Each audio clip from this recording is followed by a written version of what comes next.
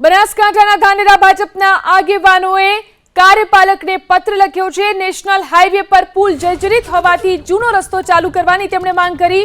અગાઉ અનેક આગેવાનો સાથે એમએલએ રજૂઆત કરી ચૂક્યા છે। ભાજપ તાલુકા પ્રમુખ રમેશ દેસાઈ, ભાજપ આગેવાન ભગવાન દાસે પણ આ મુદ્દે પત્ર લખ્યો।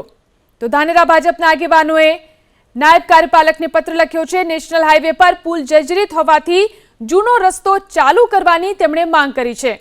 અગાઉ પણ અનેક આગેવાનો સાથે એમએલએ પણ આ મુદ્દે રજૂઆત કરી ચૂક્યા છે। તો ભાજપ તાલુકા પ્રમુખ રમેશ દેસાઈ, ભાજપ આગેવાન ભગવાન દાસે પણ આ મુદ્દે પત્ર લખ્યો।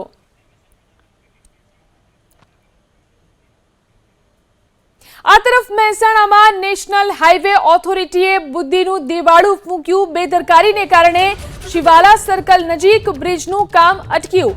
હેવી વીજ લાઇન પસાર થતી હોવા છતાં બ્રિજનું કામ શરૂ કર્યું નહોતું। બ્રિજના સ્ટ્રક્ચર બાદ હેવી વીજ લાઇનની યાદ આવી। મહેસાણા શહેર કોંગ્રેસના નેતા ભૌતિક ભટ્ટ હાઈકોર્ટમાં આ અંગે પીઆઈએલ કરશે। જો હવે બ્રિજની ડિઝાઇન બદલાય તો ખર્ચ કોણ ભોગવશે તે પણ એક સવાલ છે।